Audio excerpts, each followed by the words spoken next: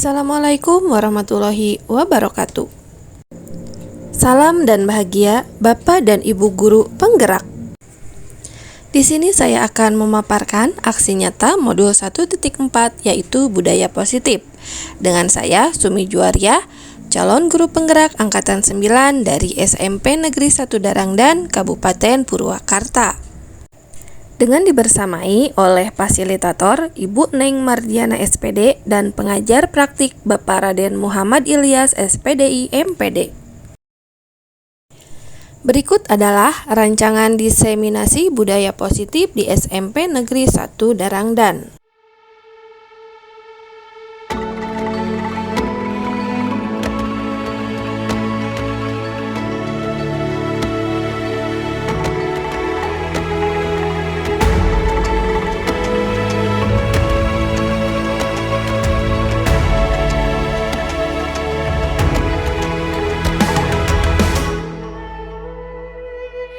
Ayo memilih apa yang kau suka, merdeka belajar wujud yang nyata.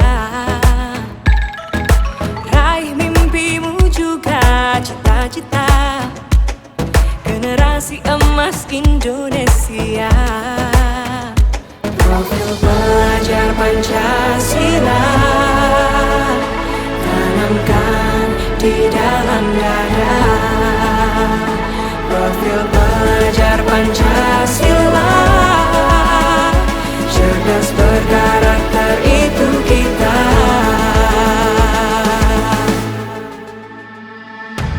Beriman dan bertakwa pada Tuhan yang Maha Esa, berakhlak mulia, berkebinekaan global kita. Gotong royong, berjiwa mandiri, berpikir kreatif dan bernalar kritis.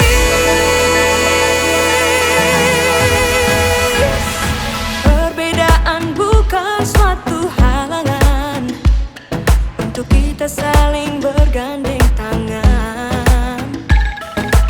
Bhinneka Tunggal Ika, semboyan negeri kita yang harus kita jaga bersama. Profil pelajar Pancasila tanamkan di dalam dada. Baik Bapak Ibu, apa kabarnya hari ini? Alhamdulillah. Baik, luar biasa ya. Sebelum kita mulai, bagaimana kalau kita sedikit dulu biar menjernihkan suasana? Boleh maju sudah depan? Yuk. Semuanya. Koboyan. Oh ya. Saya akan dipanggil. Muter. Bikin lingkaran. Bikin lingkaran. Nah, Sini. Masih. itu cukupnya. Iya. Nah, coba cepat-cepat nyebutin nama. Kalau misalkan tidak kalah cepat, berarti dia yang keluar. Paham ya? Contoh. Dan Turun ini. jongkok. Nah, terus jaga sama. Sama Bu Siti. sebutin nama. Bu Siti.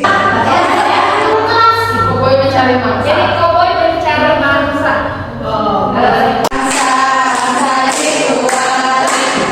Bu Siti.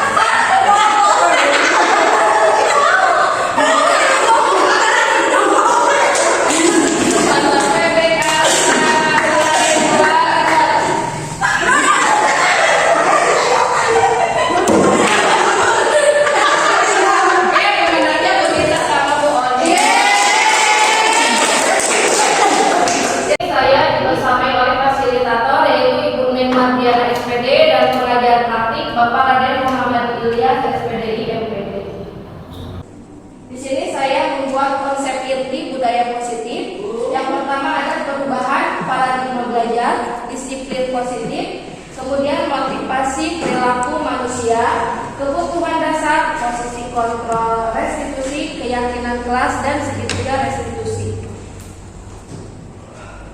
Di sini ada perubahan paradigma. Bisa Bapak Ibu mengepalkan tangannya. Nah, ketika mengepalkan tangan, teman Bapak Ibu di sebelahnya ada si A dan si B. Nah, misalkan kalau di sini kan kita contohnya mencari fil kertas ya. Nah, bisa Ibu contohkan, misalkan Bu Hana sekarang mengepalkan tangan, kemudian Bu Niken nanti akan meminta apa yang dipegang oleh Bu Hana, baik itu kertas maupun uang maupun yang berharga itu. Nanti Bu Niken memintanya. Kira-kira ketika diminta, Bu Hana akan membuka kepalan tangan itu atau tidak? Tidak. Kenapa alasannya? Ini berharga, Bu. Karena berharga. Jadi kalau misalkan dipaksa, kalau dirayu, Bu Hana ini saya punya emas 50 gram. Gantilah. Tidak akan. Tidak aja. Iya. Kenapa? Deal or no deal? Soalnya saya 100 gram. Bisa saja yang digenggam itu lebih besar. Iya. Nah, karena apa? Karena kalau perubahan paradigma itu tidak bisa ada yang mengontrol orang lain. Di sini perubahan paradigma itu memberikan stimulus respon. Ya. Stimulus respon itu kita mencoba mengubah orang agar berpandangan sama dengan kita. Teori kontrolnya itu kita berusaha memahami pandangan orang lain dengan dunia. Kita tidak bisa mengatur orang lain untuk mengikuti apa yang harus kita inginkan, tapi kita harus memahami pandangan orang lain tentang dunia. Kemudian perilaku buruk dilihat sebagai suatu kesalahan. Semua perilaku itu memiliki tujuan. Orang lain bisa mengontrol saya, tapi teori kontrolnya itu hanya ada yang bisa mengontrol diri Anda sendiri. Tidak ada orang lain yang berhak mengatur orang lain. Karena karena yang mengontrol diri kita sendiri ya diri kita sendiri. Saya bisa mengontrol orang lain, Anda tidak bisa mengontrol orang lain. Pemaksaan ada pada suatu bujukan yang gagal. Teori kontrolnya itu kolaborasi dan konsensus, menciptakan pilihan-pilihan baru. Model berpikir menang kalah. Nah, kita harus menanamkan kepada anak bahwa kita itu harus memiliki tujuan berpikir menang. Jadi tidak ada menang kalah. Kemudian ada disiplin positif. Apa itu disiplin positif? Menurut Ki Hajar Dewantara, disiplin itu kontrol diri. Nah, makna disiplin itu kontrol diri, di mana ada kemerdekaan, disitulah harus ada disiplin yang kuat. Sungguh disiplin itu bersifat self disiplin, yaitu kita sendiri yang mewajibkan kita dengan sekeras-kerasnya. Jikalau kita tidak cakap, wajiblah penguasa lain yang mendisiplinkan kita. Dan peraturan demikian itu harus ada dalam suasana merdeka. Kalau misalkan kita tidak bisa mengendalikan diri kita sendiri, kita merdeka tidak? Tidak. Kalau kita tidak merdeka, otomatis penguasa lah yang mengontrol diri kita. Kemudian ada makna merdeka. Kalau ini bahasa Jawa, merdeka itu jarwanya. Nora menglepasi pangreh. Ni uga kuat kuasa aman diri priyaga. Merdeka itu artinya tidak hanya terlepas dari perintah, akan tetapi juga cakap memerintah diri sendiri. Ini menurut Ki Hajar Dewantara. Kemudian disiplin positif. Disiplin positif itu sendiri adalah salah satu penerapan disiplin yang bertujuan untuk menumbuhkan kesadaran serta memberdayakan peserta didik tanpa imbalan, penghargaan atau reward, ancaman dan hukuman. Biasanya kalau kita belajar, kita suka bawa barang atau misalkan hadiah. Nah, ternyata itu bisa saja membuat orang lain menjadi sirik teman lain, dan kita pun yang merasa menang atau kita mendapat hadiah, itu pasti memiliki rasa takut, gelisah. Itu yang dirasakan oleh dari penghargaan itu. Contoh misalkan ada anak yang dipuji oleh gurunya. Sebenarnya di dalam hati anak, aduh, saya itu dipuji, yang lain bagaimana ya? Itu kan memiliki keresahan pada dirinya. Gitu. Ternyata imbalan atau penghargaan itu memiliki kekecewaan, bukan kecewaan, apa ya? Ketakutan atau pada dirinya sendiri. Gitu. Kemudian dari disiplin positif ini diambil dari nilai-nilai kebajikan universal. Nilai-nilai kebajikan universal ini adalah sifat-sifat positif manusia yang merupakan tujuan mulia yang ingin dicapai oleh setiap individu. Pasti setiap perilaku itu atau perbuatan itu memiliki suatu tujuan. Tidak ada perlakuan yang tidak ada tujuan. Pasti semuanya memiliki alasan. Kemudian nilai kebajikan yang harus dicapai oleh setiap anak Indonesia itu harus sesuai dengan profil pelajar Pancasila. Kalau ini sudah paham lah ya Bapak Ibu. Sesuai dari teori motivasi perilaku manusia itu ada yang dimaksud dengan hukuman. Hukuman perilaku manusia itu untuk menghindari ketidaknyamanan atau hukuman. Apa yang akan terjadi jika saya tidak melakukannya, itu merupakan motivasi eksternal. Kemudian ada penghargaan untuk mendapatkan imbalan dan pujian dari orang lain. Apa yang akan saya dapatkan jika saya melakukannya, itu termasuk motivasi eksternal. Kemudian restitusi untuk menghargai diri sendiri. Saya akan menjadi orang seperti apa jika saya melakukannya. Jadi jangan sampai kita melakukan sesuatu itu karena ingin mendapatkan imbalan dari orang lain. Seperti itu. Motivasi internal itu tujuan dari disiplin positif. Ini restitusi yang harus sifat dari guru. Kemudian ada lagi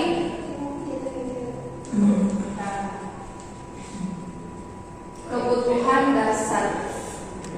Kalau kebutuhan dasar manusia, termasuk kita orang dewasa, itu ada 5. Yang pertama itu bertahan hidup. Kalau bertahan hidup ini survival, ada makanan, pakaian, tempat tinggal, kesehatan, dan keamanan. Jadi kalau misalkan kita bertahan hidup, contoh saja di sekolah, ketika kita tidak merasa tidak aman, siswa itu tidak akan betah di sekolah. Itu. Kemudian ada kasih sayang atau rasa diterima, dipedulikan, kerjasama, berbagi bagian dari kelompok. Ini kalau misalkan kita tidak tanamkan kepada anak, biasanya kalau misal ini pengalaman saya dulu Bapak Ibu, ke anak itu hanya mengajar, pulang, tidak ada interaksi antara guru dan murid. Jadi kita itu tidak memiliki rasa sayang atau kepedulian kepada anak. Jadi ketika anak melakukan kesalahan, otomatis kita marah, otomatis kita mengecewakan anak lah istilahnya seperti itu. Gitu. Jadi ini kebutuhan dasar yang harus dimiliki, yang harus ditanamkan kepada anak. Kalau misalkan anak punya masalah di rumah, kira-kira kenapa? Karena kebutuhan 5 dasar ini yang tidak terpenuhi.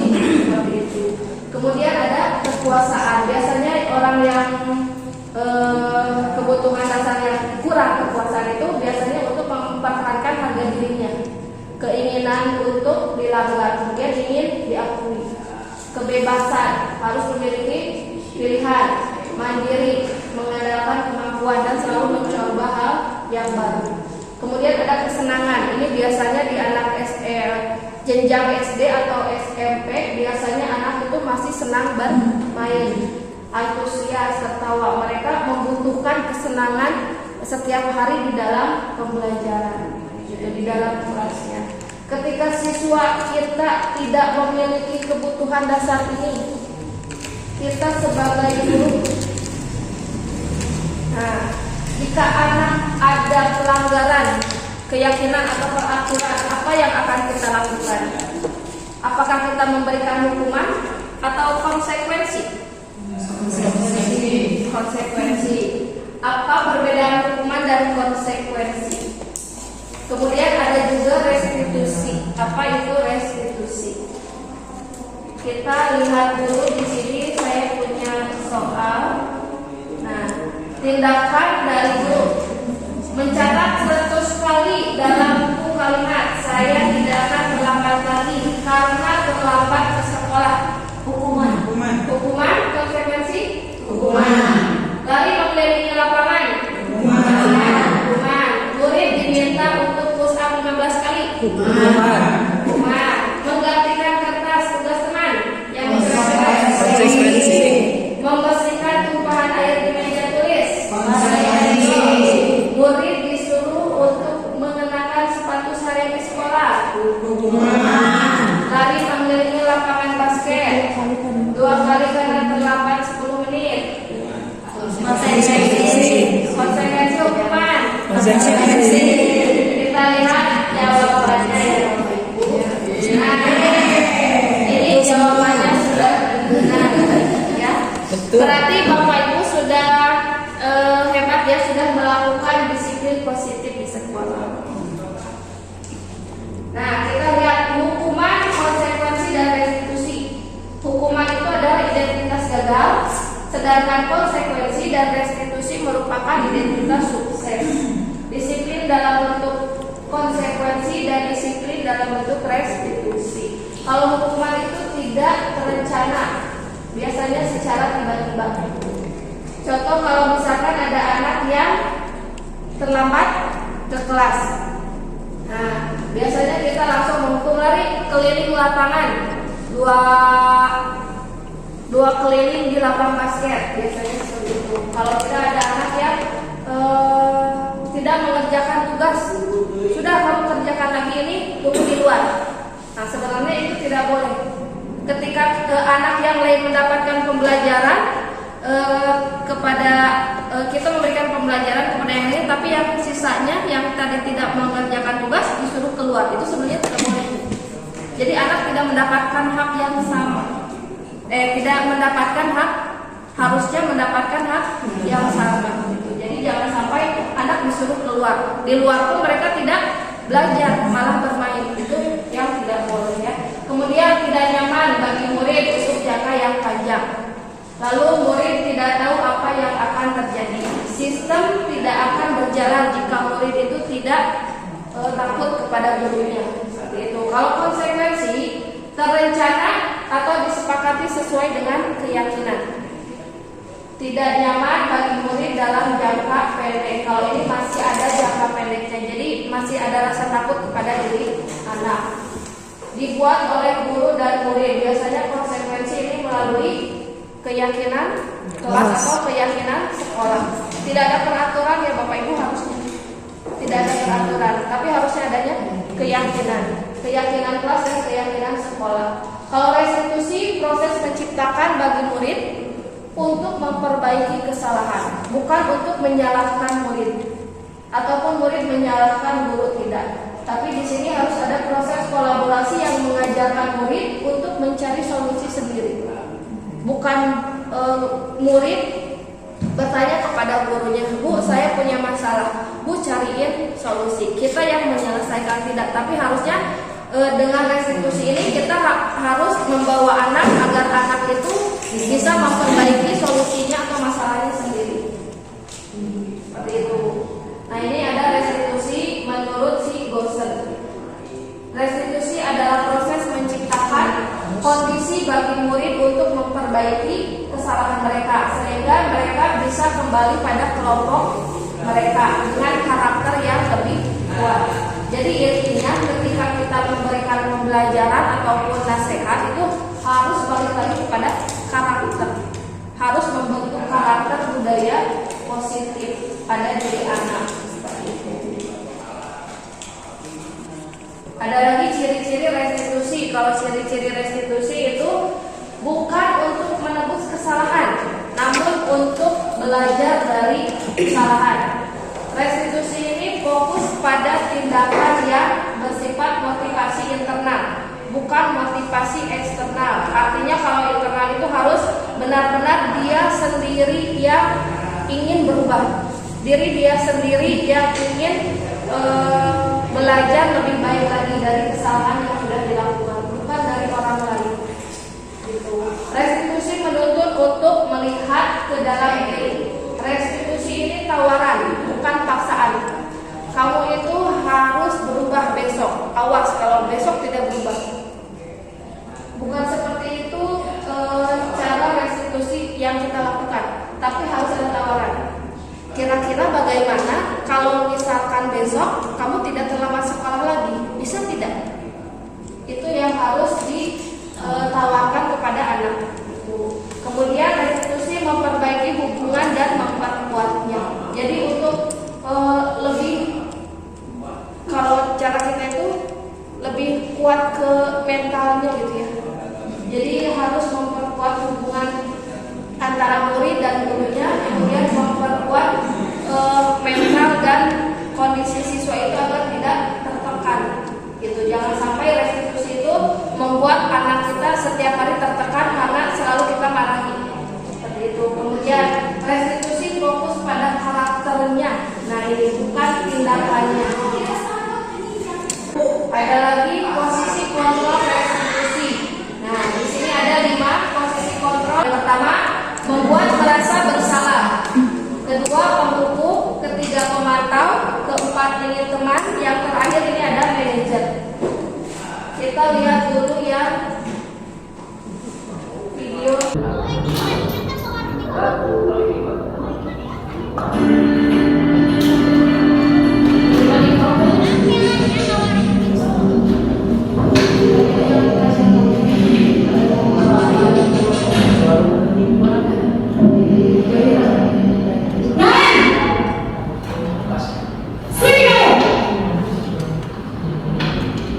Selamat pagi, Bu. Selalu terlambat. Kamu deh pasti terlambat. Maaf, Bu. Dasar pemalas. Gak kapok-kapok sih kamu. Sudah berapa kali terlambat? Sana, kamu pilih lapangan basket 2 kali. Kenapa saya harus ke lapangan basket, Bu? Kenapa? Kamu orang ibu. Berani-beraninya jawab. Sudah terlambat, masih berani jawab pula. Sekarang, keliling lapangan basket 5 kali sekalian. Biar kapok. Cepat. Pergi sana lapangan basket. Kamu bukannya apa-apa kencang. Kok terlambat sih? Iya, Bu. Saya memang bangun tadi. Jadi, biar berusaha kencang, tetap nggak kencang, Bu. Ya sudah sana, nanti lain kali larinya lebih kenceng lagi ya, biar gak terlambat lagi, bikin seneng ibu, demi ibu, bisa kan? Bisa, Bu. Ya sudah sana masuk kelas, ibu beresin urusan absen kamu. Kamu ini ada-ada saja.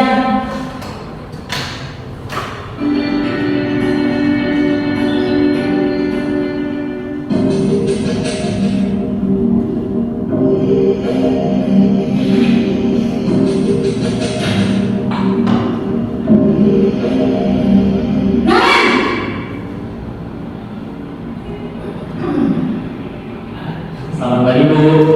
Nah, Ren, apa peraturan sekolah kita tentang jam berapa kita harus masuk sekolah, Nah? Kita harus di sekolah jam 7, Bu. Iya betul, sekarang sudah jam 7.20. Nah, sudah tahu konsekuensinya jika terlambat hadir. Paham, Bu. Saya harus tinggal kelas pas jam istirahat selama 20 menit. Iya benar, konsekuensinya demikian. Jadi nanti jam 9.30 pas istirahat, kamu harus tinggal di kelas. Jangan tugas tambahan untuk ketertinggalan kamu, ya? Baik, Bu.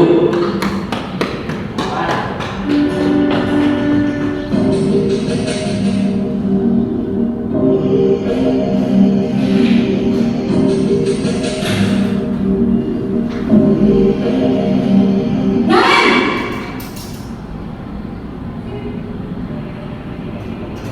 Selamat pagi, Bu. selamat pagi, Karen. Maaf, Bu. saya terlambat. Iya, sekolah masuknya jam 7, sekarang sudah jam 7.20. Jadi sekarang bagaimana ini, Maren? Maaf Bu, saya lupa salam saya semalam. Baiklah, menurut kamu, keyakinan sekolah yang mana yang perlu kamu tingkatkan? Menghargai diri sendiri dan orang lain mungkin ya Bu. Setuju. Jadi, apakah kalian meyakini prinsip saling menghormati tersebut? Iya Bu, saya meyakininya. Apakah kalian bersedia memperbaiki masalah keterlambatan ini? Bersedia Bu. Bagaimana kamu akan memperbaiki masalah keterlambatan ini? Saya akan coba untuk tidak lupa menyetel alarm saya Bu. Baik, kalau kalian mau alarm di rumah, ada orang yang kira-kira bisa bantu mengingatkan tidak? Ada Bu, kata saya, Kak Emma. Ada lagi selain kalian? Selain Kak Emma, ada ibu saya. Baik, jadi yang mengingatkan Anda adalah Kak Emma dan ibu kalian. Kira-kira akan biasa alarm kapan, Karen? Setelah pulang sekolah, akan segera saya lakukan. Baik, jadi Karen akan setel alarm untuk bangun besok pagi dan akan diingatkan oleh kakak dan ibu dan Karen. Ada lagi yang mungkin perlu dilakukan, Karen? Agar tidak terlambat jauh lagi. Tidak ada Bu. Baik, Karen. Terima kasih untuk kerjasama kamu. Sekarang kamu perlu kembali ke kelas untuk belajar. Baik Bu, terima kasih. Nah, baik Bapak Ibu, kira-kira apa yang sudah didapatkan dari video ini?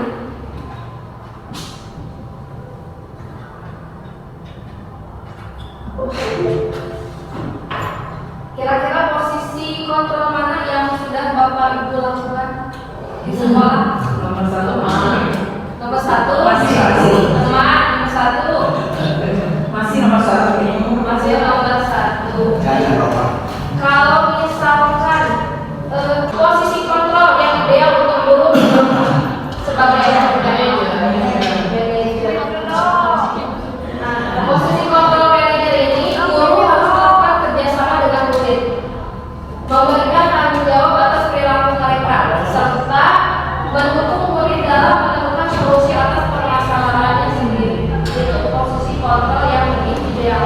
Mungkin ada yang masih sebagai pengawas, sebagai pemantau, ya kalau saya juga seperti itu, masih baru kurang. Nih, pernyataan. Saya kecewa sekali dengan kamu. Siapa ini yang mengatakannya? Biasanya pemantau, teman, atau merasa bersalah? Merasa bersalah. Kemudian, kamu tidak pernah benar melakukannya? Tidak pernah. Kan ada 5 posisi kontrol itu. Merasa bersalah, teman, manajer, pemantau. Pemantau. Ayolah, lakukan itu. Merasa bersalah. Apakah kamu mau mendapatkan stiker bintang kali ini? Teman ya? Stiker manajer. Manajer. Bagaimana kamu bisa menyelesaikan masalah ini? Manajer. Manajer. Kamu selalu yang paling terakhir. Hukuman. Pembuat rasa bersalah. Itu malah manajer pemantau. Membuat rasa bersalah yang bisa mendapatkan stiker bintang kali ini pemantau. Bagaimana kamu bisa menyelesaikan masalah ini? Ini manajer. Kamu selalu yang paling terakhir. Sebagai pendukung. Ingat ya. Kemudian kita masuk ke keyakinan kelas. Mengapa keyakinan kelas? Kok bukan peraturan kelas? Kesepakatan. Jadi hanya dari guru ke kalau keyakinan yang diyakini oleh si anak dari internal anak sendiri. Dari anak karena anak sendiri. Baik, terima kasih Bu Dira. Kita lihat dulu ini. Ada pertanyaan. Peraturan sama keyakinan kelas. Selalu kembalikan buku ke tempatnya. Kira-kira kalau keyakinan kelas itu tadi nyambung ke nilai-nilai kebajikan. Ya. Nah, kira-kira keyakinan kelas ini selalu kembalikan ke tempatnya. Termasuk disiplin atau tanggung jawab atau pelatihan atau apa? Tanggung jawab. Saling menghargai nggak? Iya. Dilarang mengganggu orang lain. Saling menghargai. Jadi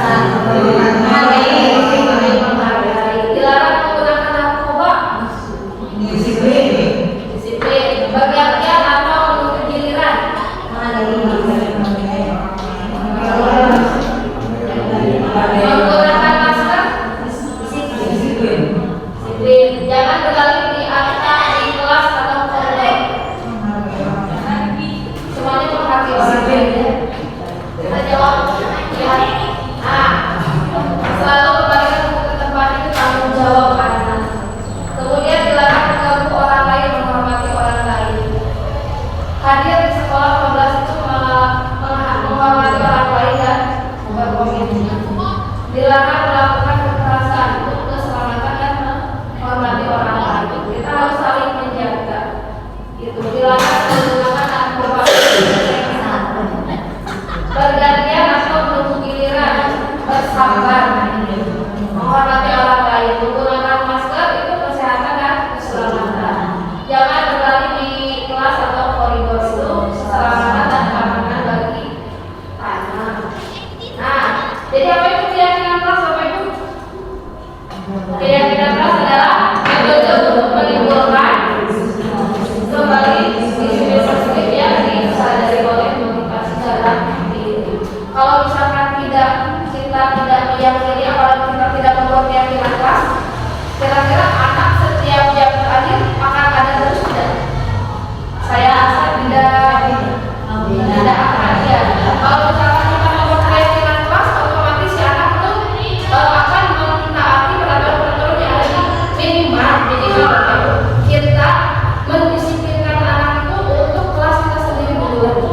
Kalau misalkan belum 15 kelas kan tidak mungkin punya ada wali kelas masing-masing. Minimal kelas masing itu sudah bisa membuat keyakinan kelas seperti itu.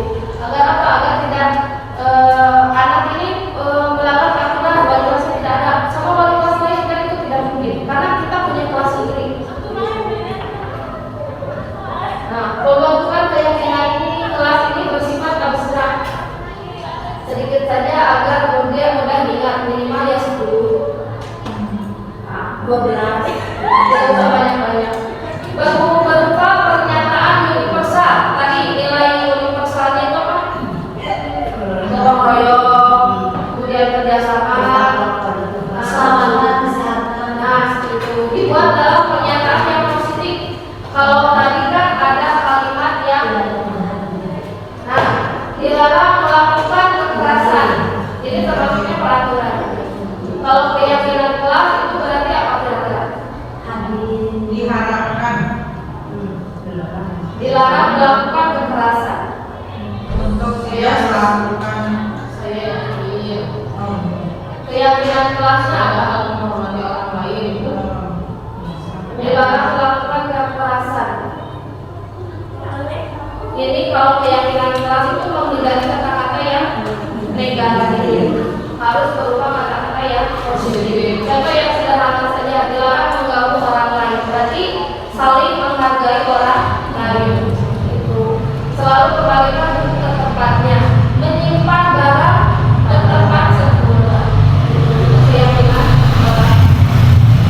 Kemudian ada lagi sesuai dengan kondisi kelas dan sekolah. Tidak usah memaksakan, misalkan sekolahnya lebih kepada tidak ada apa-apa tapi harus ada keyakinan kelas, harus dituntut.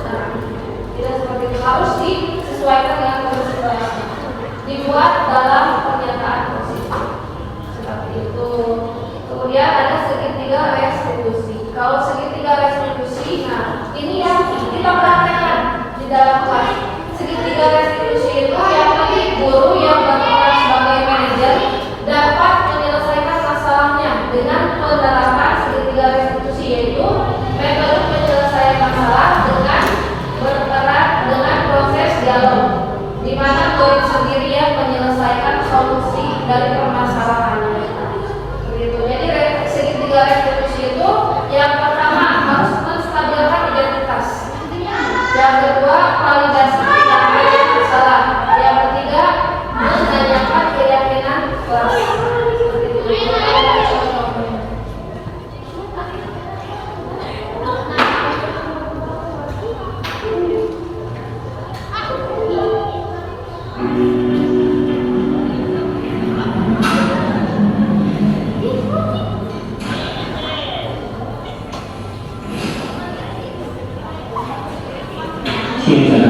Siang Pak. Sudah lama ketemu saya. Kenapa hari ini di sini? Kesel Pak, saya banget. Masa aku udah kayak pembina Pak? Ya aku marah Pak. Aku dari kata-kata di depan kelas.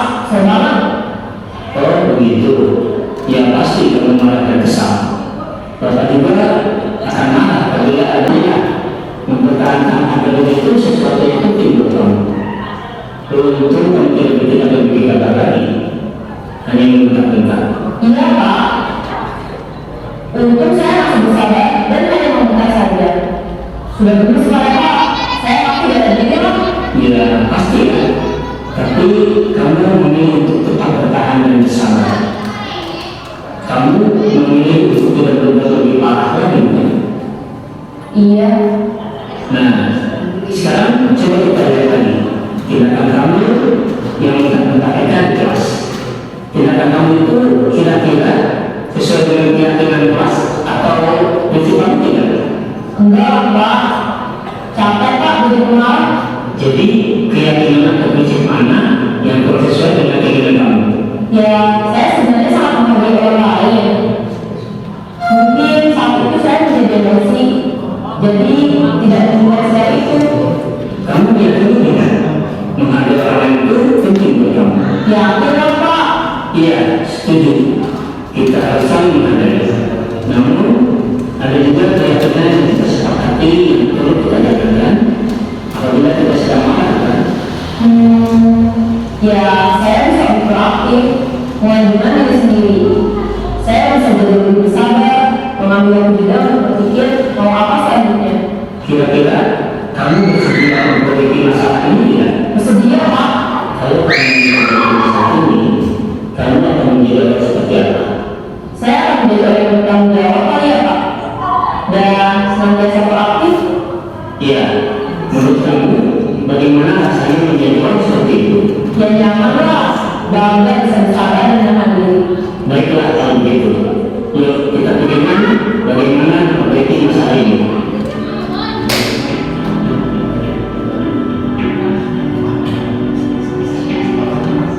Nah, Bapak Ibu sudah melakukan ini mungkin pernah? Pernah ada yang pernah? Setelah melihat ini apa yang Bapak Ibu rasakan? Jauh gitu. Kira-kira apa yang bisa Perlu kesabaran. perlu kesabaran? Jadi setiap nilai diri itu bisa dibentuk pertama dari klarifikasi dulu.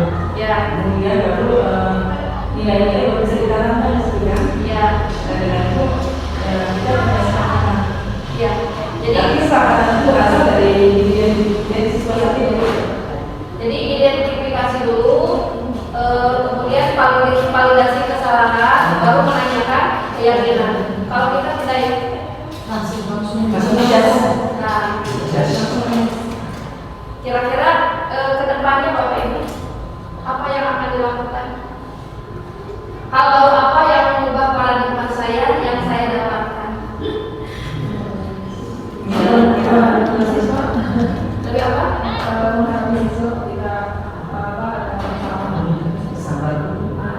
Lebih apa? Setuju nggak kalau kita bisa merubah paradigma kita sebagai seorang guru? Lebih baik. Akan kita lakukan sejak kapan Bapak Ibu kita merubah paradigma ini? Tergantung kondisi ya. Tergantung kondisi. Berarti masih ada bagaimana ini kamu mau menurut sendiri? Lebih baik mengontrol diri sendiri dulu. Maksudnya gini, kan tadi kapan kita mau merubah? Ya kan tadi yang bisa mengontrol adalah diri kita sendiri. Maksudnya berarti gimana kemauan kita aja, apakah kita mau berubahnya gitu. Karena kan kontrolnya bukan ada di anak atau di suatu, tapi ada di diri kita. Ada di diri kita. Baik, sepakat sekali. Berarti saya tanya lagi ya, kapan itu kita akan mengontrol diri kita? Secepatnya lebih cepat lebih baik. Ya, perasaan apa yang muncul setelah mengikuti sesi ini khususnya menerima anak istri dan banyak introspeksi. Saya juga Bapak Ibu flashbacknya untuk tahun 9 tahun dan saya masih di awal masih 9 tahun. Ternyata saya itu salah menjadi guru, salah mendidik.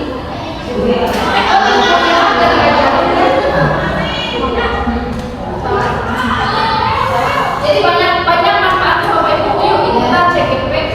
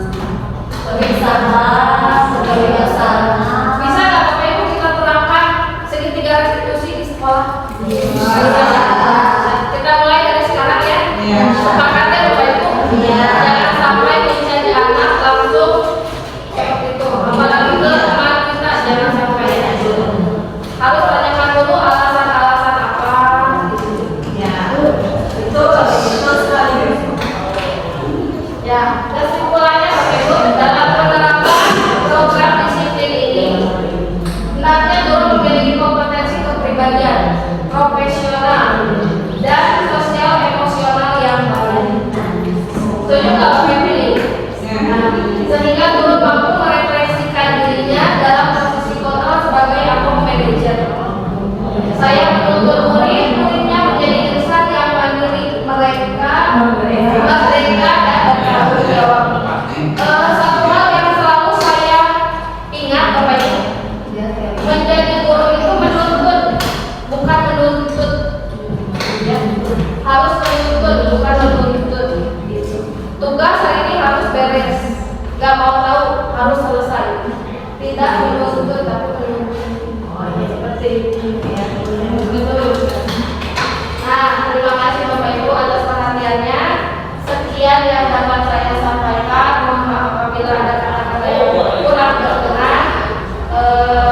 Saya akhiri. Wassalamualaikum warahmatullahi wabarakatuh. Assalamualaikum warahmatullahi wabarakatuh. Perkenalkan, nama saya Hana Pertiwi sebagai guru PJOK SMP Negeri 1 Daraya. Setelah mengikuti diseminasi, saya merasa senang karena saya menjadi lebih tertantang untuk menerapkan budaya positif di kelas. Terima kasih kepada Bu Sumi yang sudah membagi pengalamannya kepada guru-guru di SMP Negeri 1 Daraya. Sekian, terima kasih atas perhatiannya. Wassalamualaikum warahmatullahi wabarakatuh.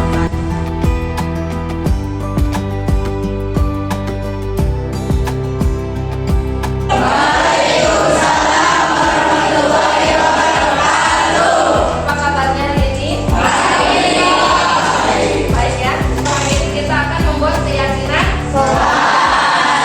Kalau yang kemarin itu kan kurang apa ya? Kurang pas dengan kalimatnya. Itu kan harus menggunakan kalimat yang positif. Nah, kalau kemarin itu tuh. Jadi nanti Ibu minta perwakilan siapa saja, misalkan Bu saya mau memberikan pendapat, menuliskan di sticky note ini, kemudian nanti ditempel ke depan. Peraturannya apa saja? Mungkin ada yang mau jangan pakai kaos kaki ke kelas, itu apapun itu bebas ya. Boleh kalian berekspresi. Mungkin ada yang mau mengajukan dulu satu contoh lah, satu keyakinan kelas yang mau dibuat. Kira-kira apa? Apa dengan jangan memakai sepatu dalam kelas. Jangan memakai sepatu ke dalam kelas. Nah itu contohnya ya, paham ya? Boleh. Sekarang Ibu mau ngasih satu orang satu. Silahkan kalian.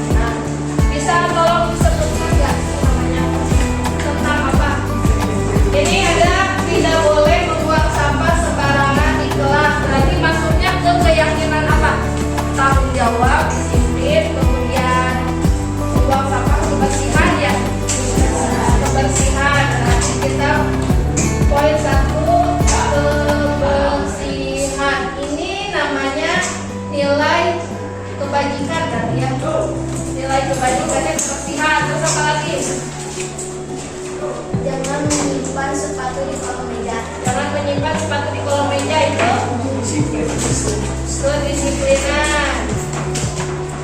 Terus apa lagi? Tidak bolos pelajaran. Tidak bolos disiplin. Maksudnya apa lagi? Tidak boleh memakai sandal. Disiplin. Apa lagi? Tidak boleh memakai tertutup bebas. Masih disiplin. Yang itu bisa apa? Yang bisa kan ini ada sama nih. Berarti yang samanya diambil.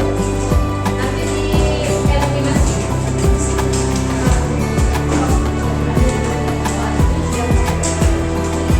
Apa sudah baca? Apa? Tidak menyimpan sepatu di kolong bangku. Masih ada yang menyimpan di kolong bangku? Ada. Nanti disiplin atau kebersihan? Disiplin, kedisiplinan. Terus apa lagi? Lanjut.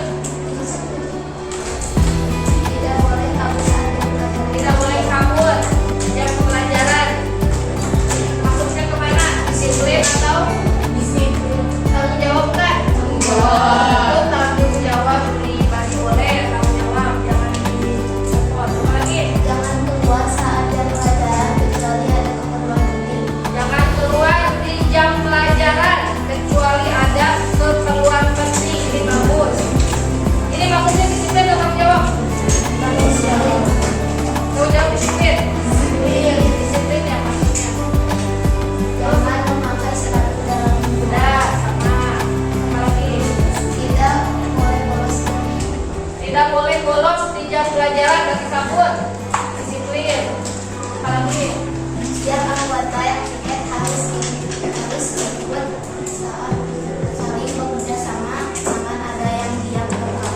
Oh berarti tiket. Katanya jangan ada yang kabur di saat jam tiket. Harus bekerja sama. Berarti itu apa? Atau royong atau bekerja sama? Bekerja sama. Berarti kalau saling menghargai apa? Ada kerja sama. Lagi jangan memakai sepatu dalam kelas. Pakai sepatu udah. Bila sudah dibayar jangan dulu masuk. Kalau lantai sudah kering baru boleh masuk. Nah berarti itu maksudnya kebersihan. Tidak boleh menyimpan sepatu di dalam kelas. Udah. Jadi jangan memakai sepatu di dalam kelas. Jangan memakai warna kerudung yang berbeda dari yang lain. Terus jangan memakai sepatu dalam kelas. Jangan memakai topi dalam ruangan. Jangan berkata kasar di lingkungan sekolah. Tidak boleh berkata kasar di lingkungan sekolah. Contohnya apa ya? Nilai kebajikannya apa? Disiplin. Apa?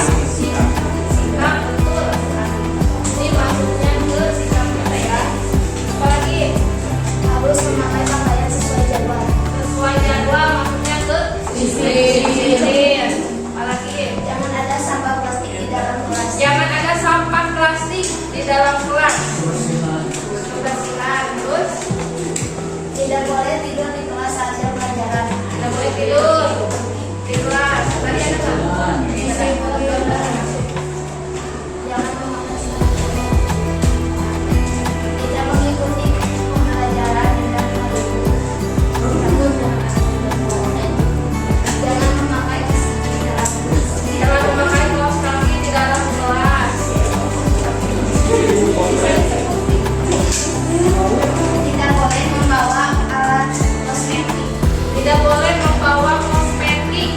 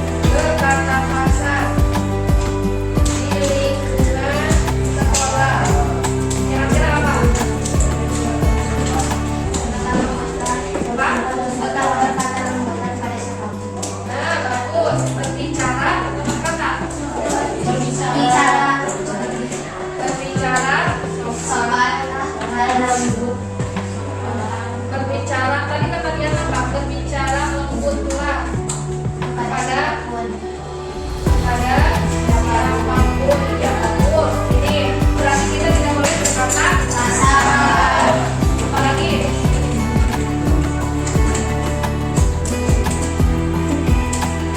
yang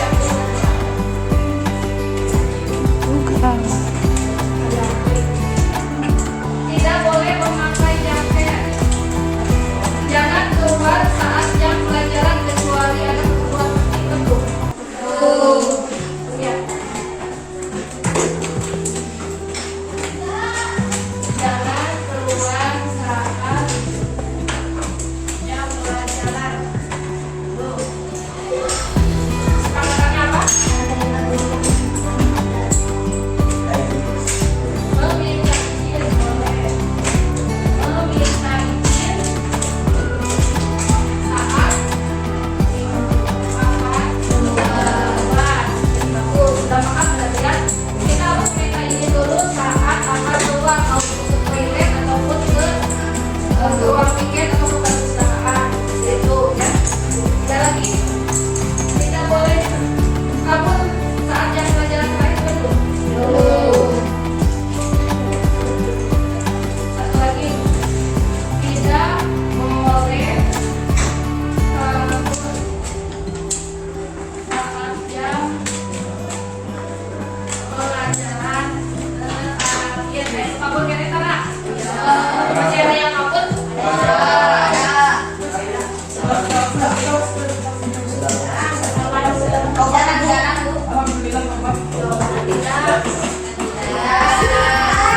yang kabur?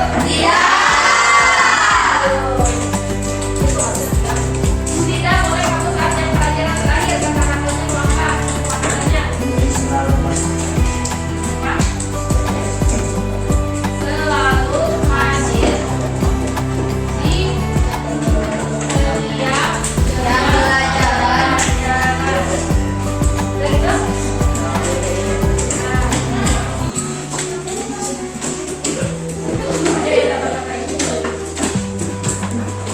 Tidak boleh keluar saat ini termasuk kedisiplinan bukan? Disiplin bukan? Kebersihannya ada nggak? Kalau disiplinnya ada nggak? Tanggung jawab? Kerjasama? Kerjasamanya apa? Kerjasamanya apa?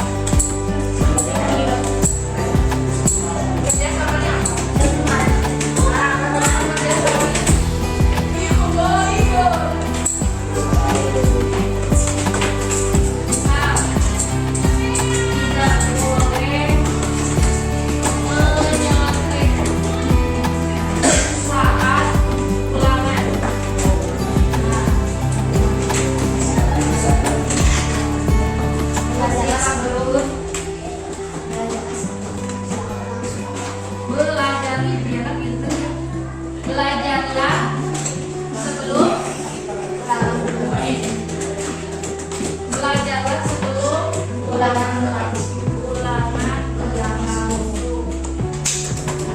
nih udah sepakat kayak gini ya berarti dapat 1, 2, 3, 4, 5. Nah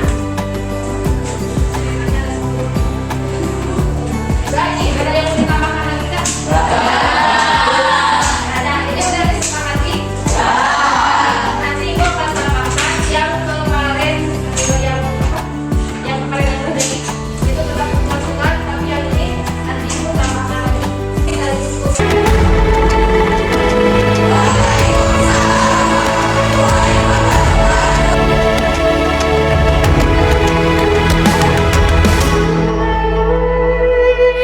Ayo memilih apa yang kau suka. Merdeka belajar wujud yang nyata. Raih mimpimu juga cita-cita. Generasi emas Indonesia. Profil belajar Pancasila tanamkan di dalam dada. Profil belajar Pancasila cerdas berkarakter itu kita.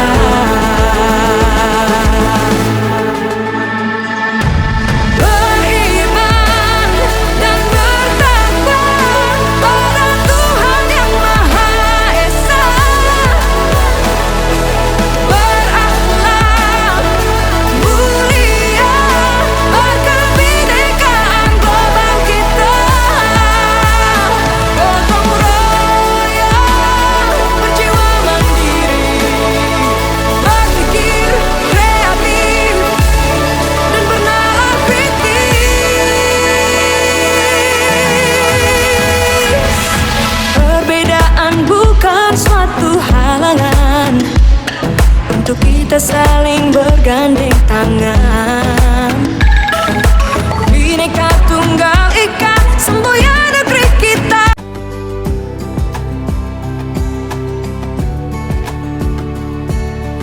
Warahmatullahi wabarakatuh.